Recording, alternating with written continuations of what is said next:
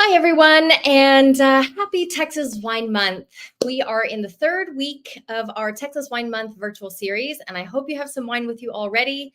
But if you don't, I'll tell you what I'm drinking, and you can grab some wine or whatever you want to be drinking while I get some wine in the glass as well. First, I want to thank you for all who have already tuned on for the last two episodes of this virtual series. I'm going to talk to you and recap the last couple of weeks so that if you're new here, you know what we've talked about, and that'll prime you for the discussion that we're going to have today, which I am really excited about. I'm Kelsey, by the way, and we are celebrating Texas Wine Month by drinking Texas wine and by meeting for this week and next week for the rest of our virtual series. Okay. Last thing I need to say, if you're watching this recorded, thank you for watching. And if you have to leave halfway through this live, don't worry, it will remain recorded on our Facebook and YouTube pages. All right, so wine. We are drinking two wines today. I hope you will be as well. The two wines that I am drinking and that came in the pack that you could have gotten earlier this month but is gone now are two Sangioveses from the same vineyard called Phillips Vineyard in the Texas High Plains, which is in the panhandle of Texas. And they're from two different years. So we're doing a vintage comparison tasting, also sometimes called a vertical tasting. Same grape, same vineyard. One of them is a 2017 and one of them is a 2018. And what I wanted to do was show you how the years in the Texas High Plains are really different. And there's a reason for that. And that's part of what we're going to be talking about today. So get some wine in the glass. If you have these two, that's awesome. I recommend getting two glasses, decanter or no decanter. It is up to you. If you don't have these two wines, I recommend that you get two wines that are from the same place, hopefully the same grape variety and from two different years, and taste along with me. If you have a 2017 wine and a 2018 wine, that would be great because those are the years that I really want to focus on today. And I have some tips for those of you who have both of those years on your cellar right now. Next week, we are going to be drinking these two wines. This is the 2019 Artist Blend and the 2019 Tanat from Vintage Press Vineyard. If you need help getting a hold of those, you can shoot me a message and let me know that you'd like some. All right, let's get wine in the glass. And y'all get in the comments. If you're on YouTube or on Facebook, we can talk. So pop your name in the comments. Tell me where you're calling from and tell me if you know what the Great American Desert is, because that is what we are talking about today, the Great American Desert. Already I can see that there's a massive difference in these wines. I have pre-seasoned my glass. That was my tip of the week last week, was to season your glasses with the wine that you're going to be tasting. And today I have a tip of the day for you as well. So let's get into that first after I check the comments. Hey, Ray and Michelle, how are y'all? And Michelle, Mark, and Mary, Wayne, Megan, and Bob. Ooh, big party. Awesome. I hope you're sharing some of this wine as well. Okay, so my tip of the week this week, well, let me tell you what the last two were. The first week, my tip of the week was to season your glassware, season your decanter. So let's say I was going to use this wonderful one glass decanter. Before I pour the wine that I'm going to drink in it, what I would do is just pour a half ounce in, rinse the decanter, and then pour it out so that it's ready for me. Last week, Chris and Catherine Brendrett hopped on and they gave you the tip to, does anyone remember what last week's tip was?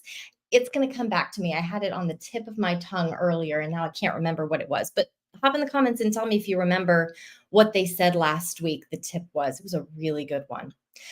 This week, my tip is, if you are going to age your wines, if you're going to cellar your wines, invest in an additional bottle. So let's say you're going to buy 6 bottles of a wine or a case of wine to store in your cellar. Invest in one additional bottle or be ready to open one of those and determine the ageability of the wine yourself.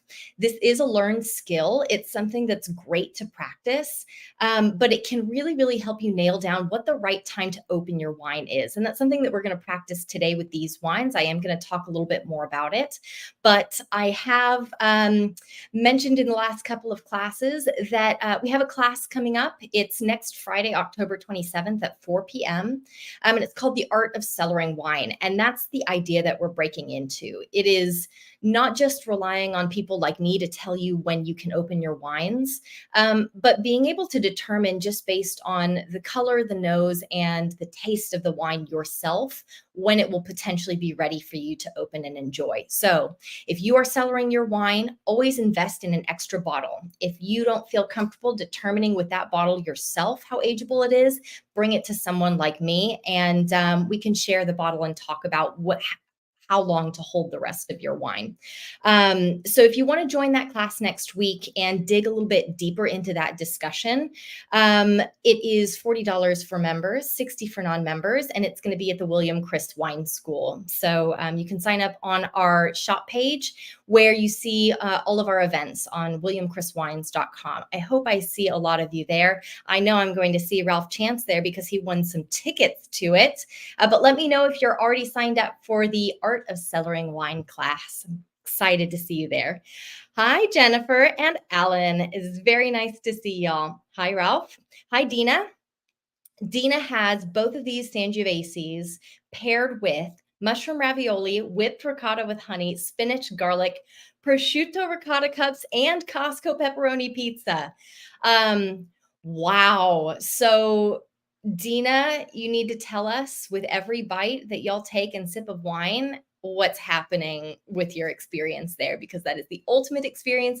And I did recommend that you bring some Italian food to try with this wine tonight. I want to know how each of these foods goes with each one of those wines individually, because I bet it'll be different. Hi, Catherine. I'm sad you don't have the wine, but grab something to drink. I always say wine, tequila, cocktail, beer, I don't care what it is. And let's just toast to Texas wine. Cheers, guys, and happy Texas Wine Month. Oh, it smells fantastic.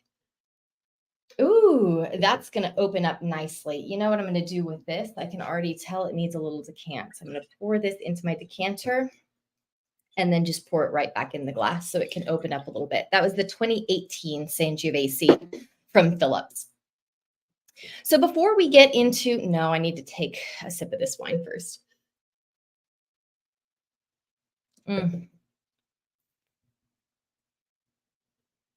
That's better.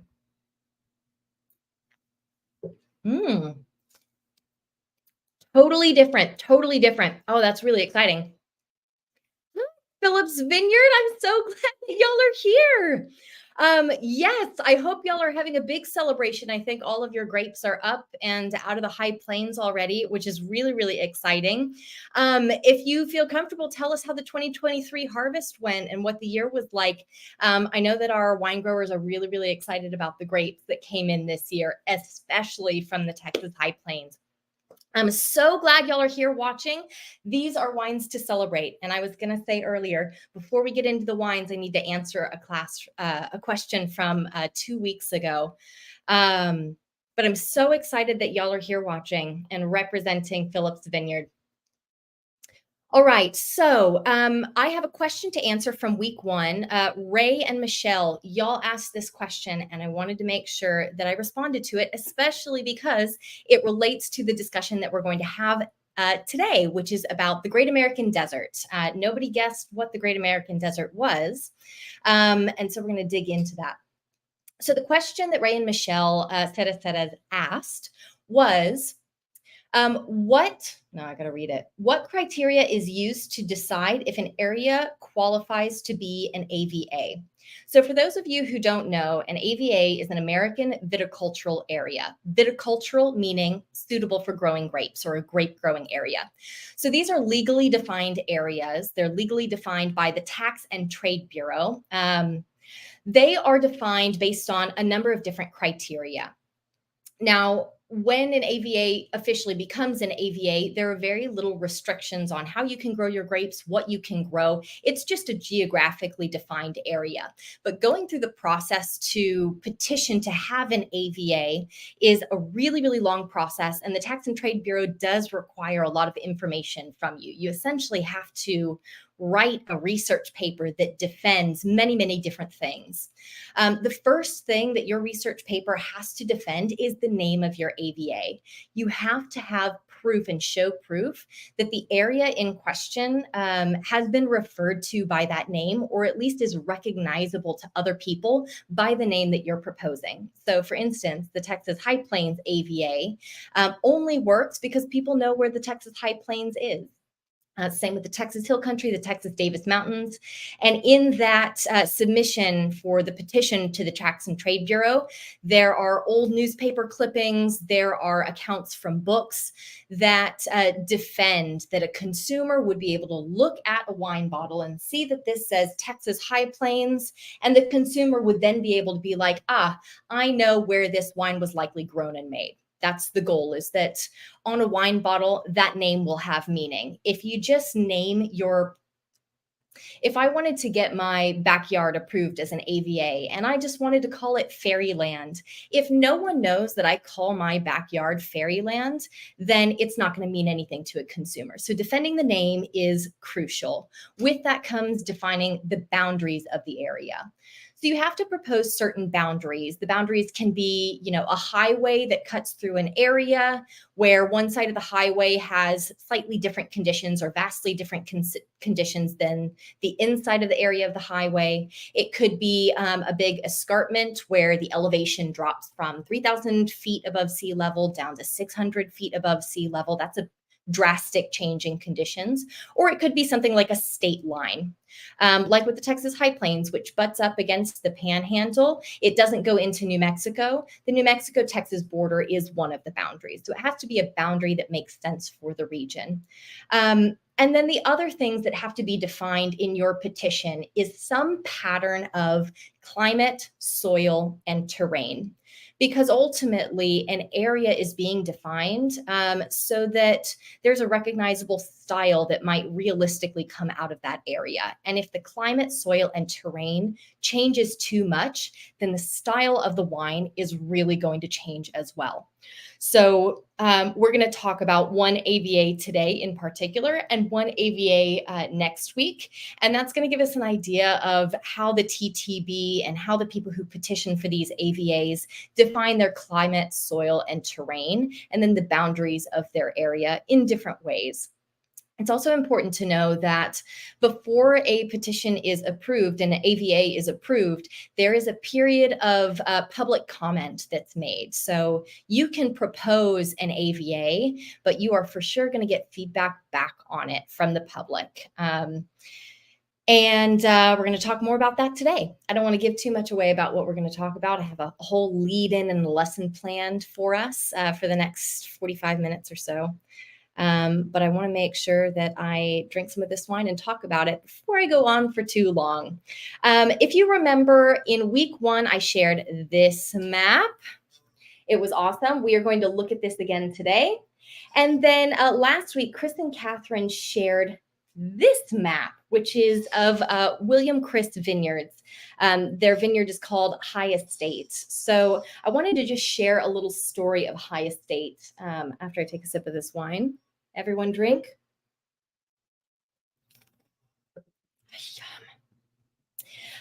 So Chris and Catherine broke down the secrets of High Estate last week, but they forgot to mention one of them. Catherine had said to Chris, hey, you have to mention this thing. And then, of course, they got off topic and they never mentioned that thing. But a really, really cool secret of High Estate that I wanted to make sure we shared is that there is a really old truck that's under the A block at High Estate. A block is in the center above my finger, about halfway up the page. A block was originally planted to Tannat in 2012. It's never been replanted.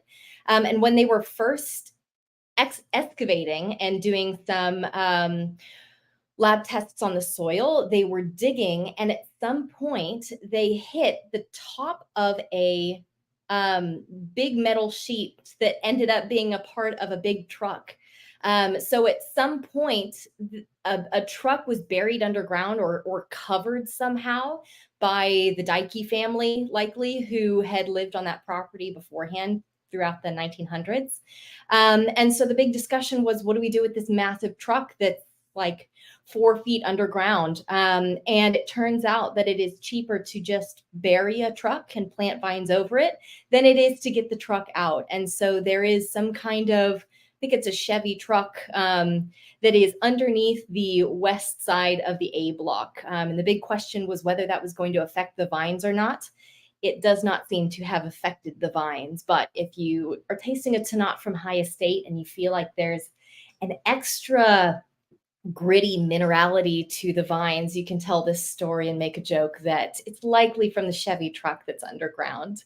That is my favorite story of High Estate. I wish they'd gotten to tell it to you themselves. I'm sure there's more to the story than even that. So next time you're on site, book a reservation with us.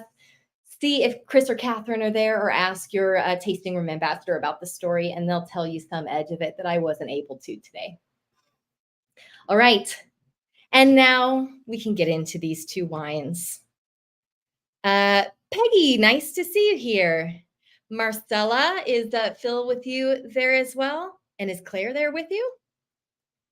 And also, I never got to say, Phil and Marcella, a big congratulations for passing your WSET level 1. Y'all both did awesome. I'm so proud of you guys. And I'm going to share this on screen from the Phillips Vineyard about the 2023 season. The Sangiovese harvest was last night. Well, perfect timing. That's incredible. If you are a fan of Phillips Vineyard wines, we do have the 2019 version of this very same wine on our website right now. So go grab that before it runs out, because after these tastings, these wines do run out. Cheers to a wonderful season. So let's talk about these gorgeous wines from the Phillips Vineyard, which are in the Texas High Plains. And that is where the Great American Desert is. So we are drinking wines from the Texas High Plains. It's funny that instead of Texas High Plains, this area could have likely been called the Great American Desert. Can you imagine what it would be like to read Sangiovese, Phillips Vineyard, Great American Desert as the AVA? How dramatic is that? And that's where these grapes grew. They grew in an area that was once known as the Great American Desert. It is not a desert at all, but it was deemed unsuitable for grape growing and for agriculture of any kind starting in the 1800s. And that is exactly what we're going to talk about today. How are we growing so many wonderful grapes in the Texas High Plains, which used to be known as this vast desert that wasn't suitable for anything, not even living and anything other than like cattle ranching? There are many, many reasons, and we're going to start back in the 1800s after we taste these two wines. So I hope y'all have wine in your glass. I'm just going to describe the tasting that I'm about to do. So something we're going to talk about with the Texas High Plains today. Sorry, I have a roller chair on carpet, and isn't it just the worst combination? Something we're going to talk about with the Texas High Plains today is that it has a high amount of continentality. And what that means, I'm going to share this map one more time. The Texas High Plains is all the way over here. So it's on the west side of Texas, up near the Panhandle, straddling that New Mexico-Texas border, not straddling, on the east side of the Texas-New Mexico border. High continentality means that your region is far away from a large body of water that would otherwise have an influence on the region. So something that a large body of water would do is moderate the temperatures and prevent temperature swings from day to evening and night. A large body of water maintains the temperature of the land next to it, is another way to say that. Continentality means that you're far away from a body of water, and so you will have dramatic temperature swings day and night, but also you will have drastic changes in weather between the summer and the winter, but also from year to year. And this makes each year really, really interesting for wines that have a high amount of continentality. Now, wherever you're growing grapes, there's going to be some vintage variation. One year that the grapes are grown is absolutely going to taste different than the next year because there are varying weather patterns. But in regions like the Texas High Plains, where there is that idea of like large continentality, you may have more drastic differences year to year. And this is something that the Texas High Plains is absolutely known for. You cannot replicate a vintage in the Texas High Plains. So this comparative tasting is one way to really, really see that. And you can literally see it in the color. I don't know how well that y'all can see this. It's really, really difficult to tell, but this wine is really, really light ruby in color. And this wine is much deeper and a little bit more garnet. It's got some what we call bricking around the edge, where it has a brick color coming in. But the depth of color is really striking to me. And with just being 1 year apart, I wouldn't expect the color to have fallen off of one or the other really, really dramatically yet. So the color change is due to the difference in weather patterns. Now, I wonder if anyone has heard that the 2017 year was the best vintage of the decade. It is really, really well known for just being an excellent year. And I tend to not like the term good or bad year because it's really, really relative. I think it depends where you're standing. If you have a year where there's a low amount of rainfall, but just enough for the grapes and at the right times, and there was a nice breeze and there was no big disease pressure, that's a really good year for the people who are growing the grapes. But that doesn't necessarily mean that that's a great year for people making the wines. Sometimes when grapes struggle more, they're tastier. But when the grapes struggle more, does that maybe mean that the people growing the grapes have a tougher time of getting those fruit all the way to the end to harvest? So good and bad year to me is really, really relative. I like to look at every year as just different. We have different challenges year to year and different opportunities to make wines that will shine. And both of these are excellent quality wines, even though 2017 is the year that Texas is known for this decade, at least. It was everything that you want in a vintage, and you can smell it in the wine. It is prime, ready, complex, fruity, balanced with tobacco and dried herbs. And there's this like strong rose note. Everything really, really sticks in my mind, even though I'm not smelling this right now. You'll see me like, oh, there's cherry.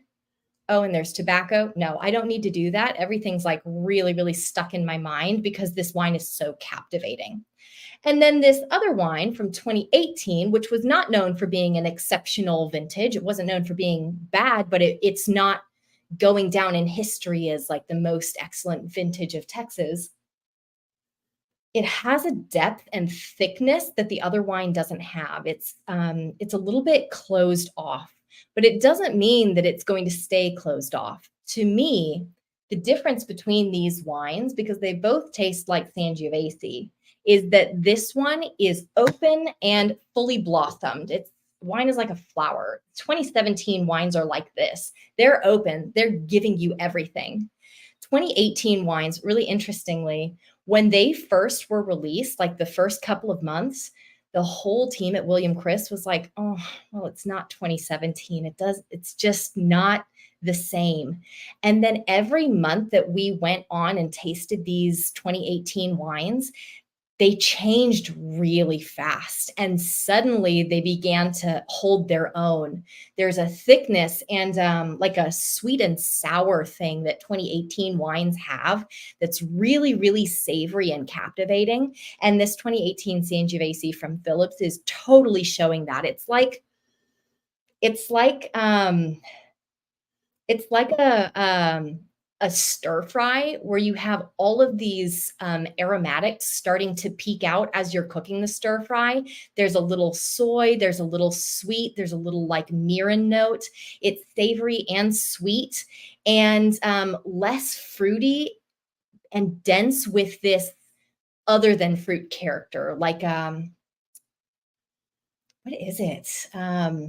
It's not ready to show itself. And that's what I mean is this wine is like it's balled up into a bud right now. And the 2018 wines, what I'm seeing of them right now is they're not ready to drink. They're not ready to blossom. In a couple of years, this wine will slowly unfurl and then it will show you its full hand. So, my point is something I've been noticing, and a tip that I want to give you guys who are holding on to Texas wines of any kind is your 2017 wines are ready to drink right now. They are fully blossomed. They're like ready to be grabbed and drank for special occasions. This was an amazing vintage for Texas, and I don't want you guys to miss what's happening in these wines right now.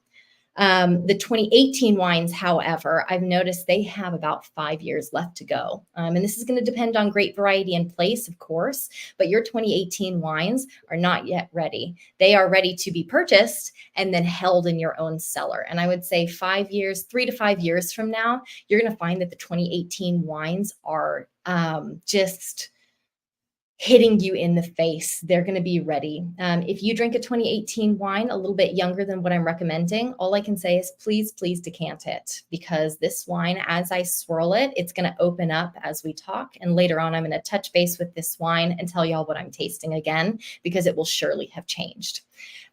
These are both really, really exciting wines. And so let's talk about where they grew. I'm going to check out the comments to make sure I didn't miss any great questions. Awesome.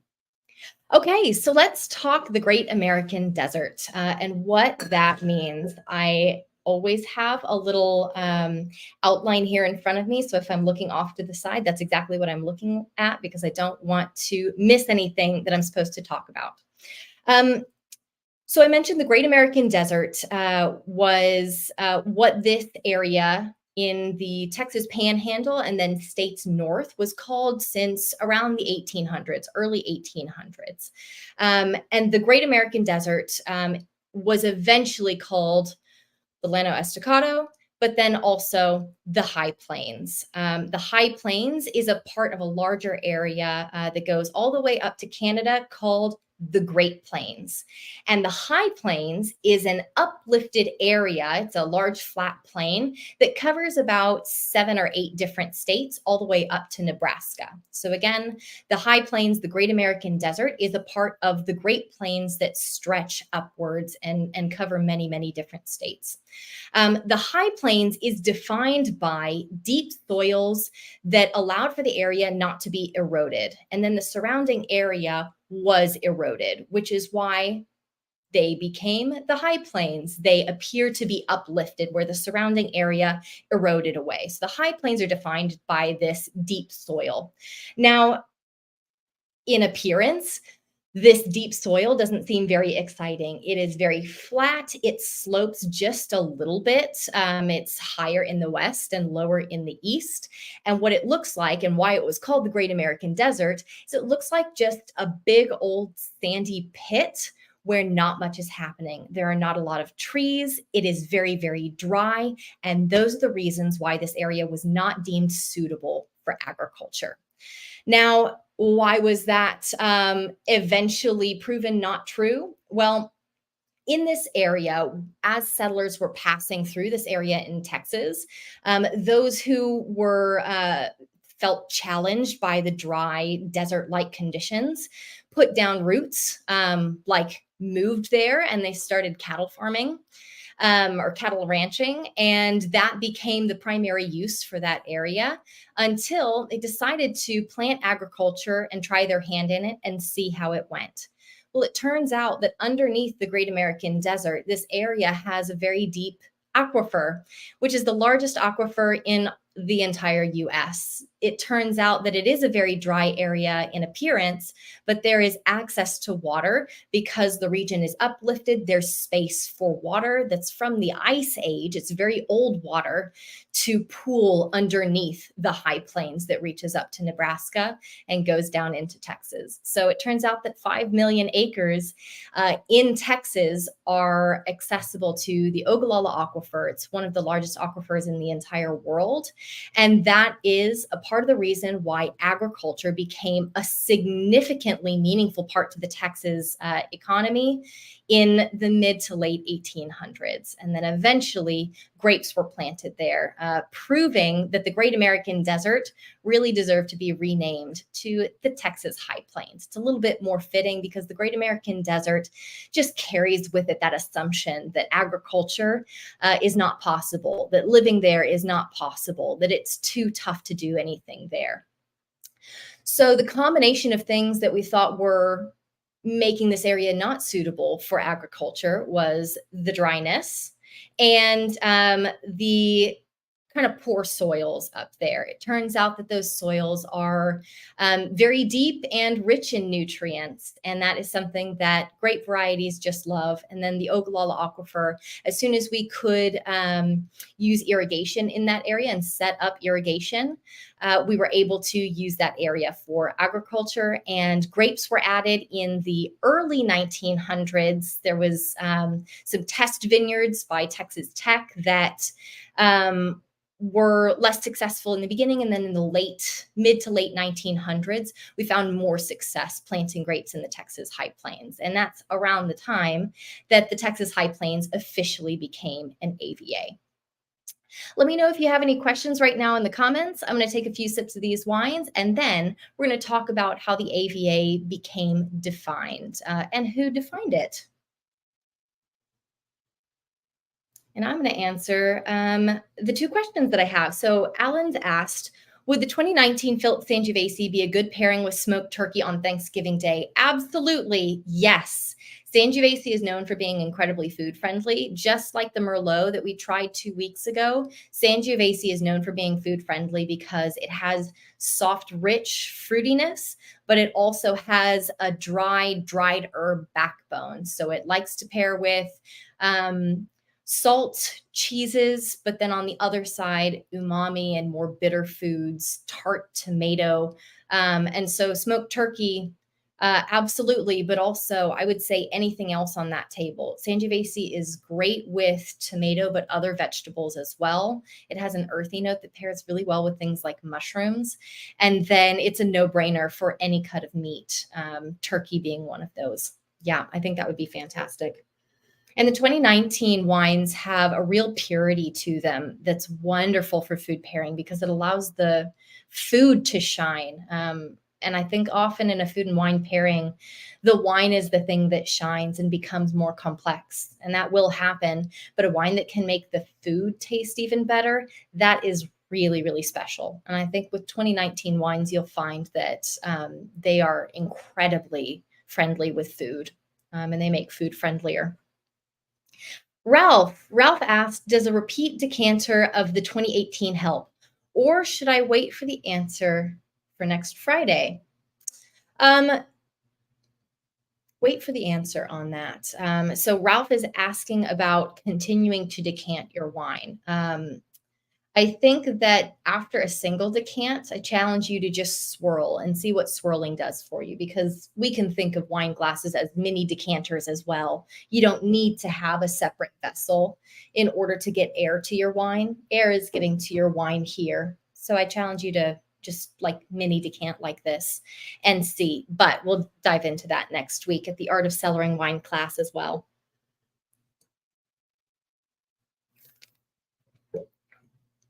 If you are not tasting these two wines, please tell me what you are drinking. I'm curious what y'all brought to taste today. That 2017 wine has such an edge to it. It's pretty, it's floral. There's just this edgy thing. It's velvety and sandpapery at the same time. It's really, really lovely.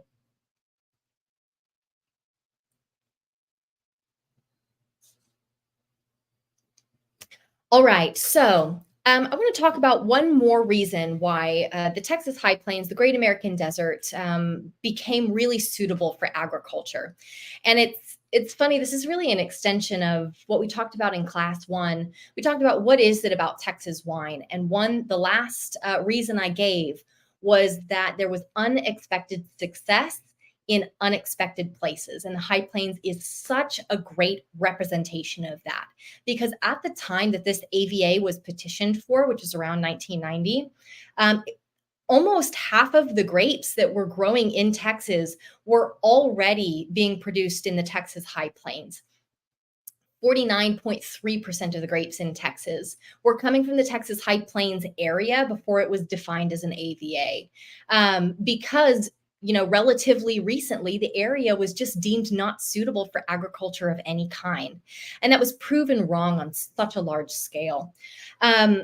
One other reason why the Texas High Plains didn't get to the point that it was faster is because there were no native grapevines that were originally from that area. And there are a lot of native grapevines to Texas. There are about 15. 15 native grapevines to Texas is a lot, but they were growing mostly in the wetter areas of Texas where it's more humid, where they were growing up riverbanks in the Texas Hill Country area and south of that along the Gulf Coast. These areas were producing, lots of native grapevines that were being used for wine before the 1600s. But the Texas High Plains was just grass. It's a lot of grass. There's nutrients in the soil. Grass grew there, feeding on that nutrients. It prevented the area from eroding like the surrounding area did. But we think that it's because of that there's very, very low disease pressure in the Texas High Plains. Because there are no native grapevines to that area, there's very low disease pressure. And this was crucial for the success of that area as an AVA. So the diseases that I'm talking about can be found right outside of the Texas High Plains. And if you look at my lovely map once again, on the east side of the Texas High Plains, which is right here, there's a sudden drop off. So the elevation of the Texas High Plains we know is high. It's 3,000 to 4,000 feet elevation. But to the east is the Cap Rock Escarpment, where all of a sudden there is this big elevation change. It goes from 3,000 feet above sea level down to 700 and less. And where this area is, on the east of this Cap Rock Escarpment, there are very shallow soils that were well eroded away. And here there is a significant amount of disease pressure from something called cotton root rot. You don't find this cotton root rot in the Texas High Plains because of those deep soils, because they're sandier soils where disease pressure doesn't like to thrive. And then the other disease we're talking about is phylloxera. Tell me if you've heard of phylloxera devastating the French wine industry in the late 1800s. Phylloxera is a little vine louse. It's a little bug that likes to chew on roots. It will demolish vines because if you chew up the roots of your vines, you chew up the part of the vine that is pulling in all of the nutrients and water that's available in the soil. And it's feeding it to the rest of the vine. So phylloxera can be absolutely devastating, especially because it lives underground. It lives on the root system. So you don't know you have it until you see that the vines are withering away and dying. The only solution is to pull those up. So phylloxera is not native to this area in Texas, meaning that the Texas High Plains found success really quickly because there was such low disease pressure that the vines had not less, but different challenges to overcome. So this low disease pressure is not something that we can say about the Texas Hill Country. Very, very different challenges between these regions. But we didn't really know that the disease pressure was so low until agriculture started to be planted. And this is when that name change from the Great American Desert happened. Apparently not so much of a desert because things can live and thrive there without the threat of disease.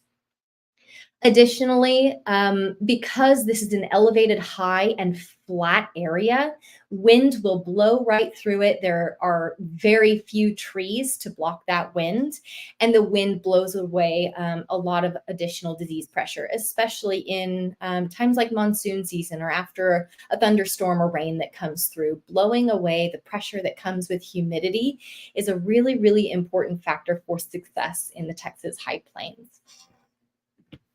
All because there are no native grapevines to that area. So no native grapevines, no phylloxera.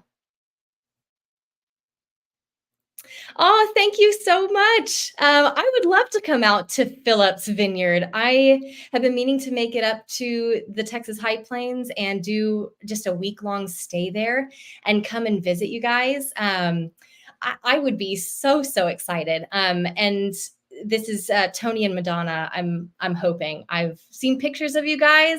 I have wanted to shake your hands for a very long time, and talk more about the Great American Desert and see it for myself. Thanks, you guys, for sharing what you're drinking today. Day of the Red Wine. Richard LeBlanc is drinking Day of the Red Wine. This is our Halloween-themed wine from Lost Straw Cellars. That's awesome.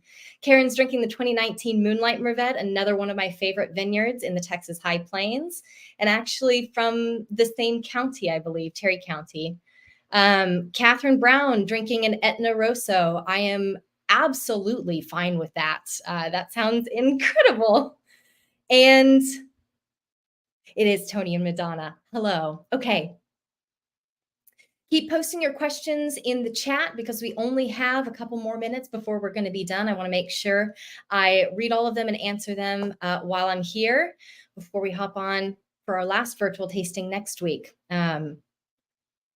If you haven't watched these virtual tastings with me for very long, you may not know that I forget to drink my wine as I'm talking. I have a lot of things to say. The wine is so good, I could talk about it forever. But for those out there who love me, please remind me to drink when it's been too long. It's hard to choose between which one of these I want to taste. Man, you know when a wine is ready to drink when it just fills the glass. It's so thick. It's like a thick perfume. It just like wafts over you. It almost makes me like sleepy. How intense this wine is, but sleepy in a good way. I like to be sleepy. And the 2018 now is starting to show its fruit. I knew it would do this, and I'm really, really happy it did. It's starting to give me notes one at a time. I'm getting really small, crunchy berries with this. It's like tart currant notes or a cranberry, but they're wild berries. The 2017 wine, it's less wild berry. It's more like Bing cherry and strawberry, and it's fresh, perfectly ripe fruit. And then this 2018 wine has just really wild, sexy black and red berries that have a tartness to that I find really, really pleasing. I like those tart berries a lot. But they're just dark, and I feel like when I say wild berry, it's just a little bit of an exotic realness that I get with the berries. Where you feel like you wandered into the forest and you picked the berry off the bush. And so because of that, I feel like a wild berry it's a tart fruitiness next to a woodsy or a green note, maybe a minty thing, maybe an herbaceous thing. And let's see, that's exactly what it is. It's woodsy, it's twiggy, it's oh, this is going to open up really nicely for a while. How exciting the difference between these wines. Yes, Mark, I said black currant. Funnily, I've never actually had a currant before, and I'm asked very often, how do you find out how to describe a wine and what words to use? Well, currant is something that's really prominent in England. It doesn't actually come to the US because I understand that It will take over plants here, or it brings a certain disease with it so that it's not suitable for US soil. It's actually dangerous to plant it here, is what I believe. And so usually we only see like dried currants in bags.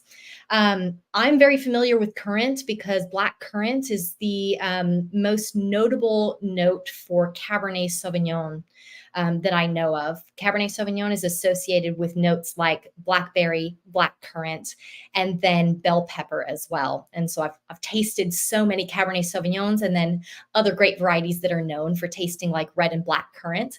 And that's how I identify that aroma. So it is possible to identify these aromas and get good at tasting wine just by tasting more wine. It just may be a little bit harder, but I do like to challenge myself. All right, I'm looking through a lot of comments that came in. Adele, thanks. Adele says, love William Chris and the staff. And she is drinking Mary Ruth. Very, very well done. Mary Ruth is such a beautiful wine and is very different year to year as well. Richard, you're heading out here in November and you want to know what years for the Sangiovese from Phillips are available for pickup. A lot of them. I think we started working with Phillips Fruit. And Tony and Madonna, correct me if I'm wrong. I think it was 2015 that we started sourcing fruit, maybe 2016. And I would assume that everything from 2017, 2018, 2019, 2020, and probably the newest vintage of 2021 would be available. And maybe not just Sangiovese, but other grapes that we've sourced from Phillips as well. I believe Touriga Nacional might be available from Phillips Vineyard, and that is a really delicious wine. If I'm thinking of it correctly, Phillips Vineyard Touriga Nacional from 2017 is just ridiculously good. Very, very fruity, which for a Touriga Nacional is fairly surprising. It's a very earthy grape. Dina giving us pairing results. She says the 2017 Sangiovese was wonderful with mushroom ravioli. And I think that's probably because this 2017 is really fruity and the mushroom made it taste pleasantly drier, maybe. The 2018, she says, paired best with the spinach prosciutto ricotta cups. Probably because that sounds really, really complex and like there are a lot of different components, and that's how this 2018 is drinking. And the 2019 with Costco pepperoni pizza. Yes, for all the reasons. I can't imagine a reason why that wouldn't go together. Mark, how do I say black currant? Black currant. Um, Alan, great question. Alan asked if there will be another series in early 2024. I believe so. Don't quote me on it, but I'm hoping there will be another one of these series coming up this year. I like a nice winter series. I know that we're all busy during the holidays, but to be able to hop on and talk about food pairing during the holidays, I think is a really, really special thing, especially when we're enjoying so much great wine together. Getting a little bit of education and talking about wine when we're in such a wine-centric time with holidays, I think let me know if you'd be interested in having a winter virtual series. Otherwise, yes, I want to come back to you in January with something like wine meditation or how to practice mindfulness with drinking wine and talk about real practical application of wine drinking, getting in touch with what's in the glass and really using your personality to help you determine the ageability of a wine, what's special about it, where it comes from, what it's saying about the place that it's from. Because I really, really believe that wine tasting is half you, half the wine. Someone can make an amazing wine, but if you don't use yourself and your own tools and your experience to tap into what's special about it, I think you have the ability to miss a lot of things. And so I'd love to talk more about that. If y'all are interested, let me know what y'all want to be talking about in our next virtual series. But do know I love these. And so I hope we'll continue these. Y'all make them very, very special for me.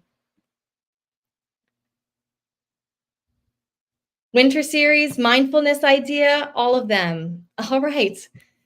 Phillips, Tony Madonna say, actually, 2017 was the first year we partnered with William Chris. Thank you for correcting me on that. I couldn't remember how far back it went. We did get some of the Touriga Nacional. And Tony and Madonna are saying Sangiovese with celebration lasagna. Everyone take note. Make sure you get some Sangiovese from our shop page from Phillips Vineyard, whatever vintage it is, and make some lasagna with it. I love that recommendation. And then caramel brownies. I love that. Chili is great with grape varieties like Sangiovese and Sanso that can be really light in color and then just so rich and spiced in flavor. I love it. And I'm sure the list goes on. I would say that Sangiovese is one of the most food-friendly grapes on the planet, especially when it's from Texas and there's a really elegant side to it. An elegant Sangiovese is something that Texas is very, very good at. All right, so let's hear. Oh, hi, Mom. My mom is on now. Hello. We're drinking Sangiovese. What are you drinking, Mom? Um, okay, so let's round out our evening by talking about how the Texas High Plains AVA finally became an AVA. So I mentioned that in the 1800s, this area was defined as the Great American Desert, unsuitable for agriculture. Ha ha ha. It became increasingly significant as a center for agriculture for products like grass, sorghum, wheat, cotton, peanuts, squash, and many, many more things. And then in the early 1900s is when viticulture started to happen. So these are when grapes were planted in the Texas High Plains, and this was mostly done by Texas Tech, which was doing some experimental vineyards at the time.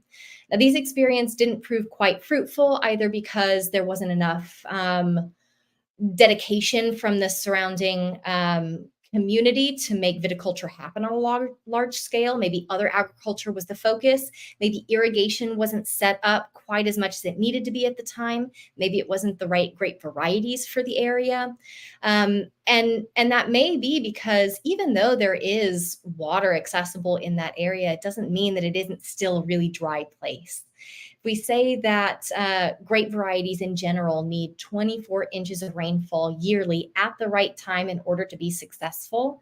The middle of the Texas High Plains is about 18 inches, and there's a wide range around that. So year to year, we get between 10 to 20 inches of rainfall. So we can't just plant any grape varieties up there. They have to be really specific grape varieties that are drought tolerant or can change the way that they react to their environment year to year without just giving up and dying. And there are a lot of grape varieties that if there's a change in the weather patterns that's too drastic, the grapevines will just succumb to it. Sangiovese is a great example of a grape variety that was planted in the late 1900s by a very smart guy who said, hey, maybe a drought tolerant grape variety would make it easier to grow grapes here long term through all of the really difficult low rain years. This man was named Clint McPherson. Many of you may know the McPherson name, especially if you're very familiar with Texas wines. Clint McPherson is the father of Kim McPherson, who now owns McPherson Cellars. But Clint McPherson is who opened Llano Estacado Winery, which still exists in the Texas High Plains today. It was the first winery in the area. And he was the first one to start planting grapes like Sangiovese up there. He took a look at these grapes and said, hey, they're hardy, they're drought tolerant, they bud late, they may do better with frost conditions. And that's exactly what he planted and proved that viticulture is commercially viable in the Texas High Plains. And that was the basis for the AVA petition that he created. So in 1993, the Texas High Plains AVA was approved. The petition was made by a team at Texas Tech that was led by Clint McPherson, also known as Doc McPherson. So that is the story. There is a reason why this is a very special wine growing area. And Clint McPherson was one of the people that dedicated to that area and saw that the plantings of grapes that had been done in the rest of the state, to the west, to the south, and to the east, the areas that we were planting in had such high disease pressure, too high of humidity, and we weren't finding success with certain grape varieties in those areas. So identifying this virtually disease-free area that had access to cool breezes, temperature swings between day and night that could help cool the area, and allow the grapes to get big and ripe, deep in color, but then also retain a bright, refreshing acidity. These were all of the reasons that Clint McPherson and more decided to plant grapes up there, the right grapes that would match with the terroir and could be successful long term together. So we call Sangiovese a sustainable grape variety for Texas, not just the Texas High Plains, but for the rest of Texas as well. Sustainability meaning that these grapes can survive year to year despite all of the weather pattern changes, vintage variation, and many challenges of growing grapes in Texas. So we'll name a couple of those challenges and the opportunities that we have to overcome those before we hop off and I answer any final questions. My mom is out of William Chris wine at the moment, which means that I have some work to do and bring her some wine. Although I think you're getting a Lost Draw shipment soon if you haven't already, and it is very, very good.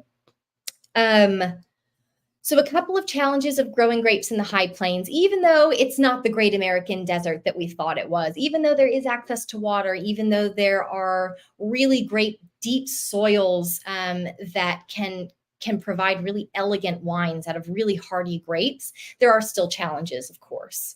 The first challenge that we've had the opportunity to overcome is that weather pattern change from year to year. But weather pattern change doesn't just mean temperature swings. It doesn't mean just dry seasons and rainy seasons. It also means threats like hail, threats like frost, especially in the northern part of the Texas High Plains, as it gets cooler and cooler up towards Amarillo. It's really, really a big threat in the late spring when these vines have already bud, for frost to kill the buds and prevent grapes from being able to form on the vines. The northern part of the Texas High Plains, that boundary is defined by the limit that frost becomes too risky to grow above. Maybe you can have great grapes, and we do actually source some amazing grapes from north of the Texas High Plains, but those grapes are particularly at risk for frost damage. One opportunity to solve this is by planting late budding varieties. So these are varieties that start to bud their flowers and form grapes later in the season when that threat of frost has passed. So this means not just planting in the right places, but having really smart wine growers, which we absolutely do.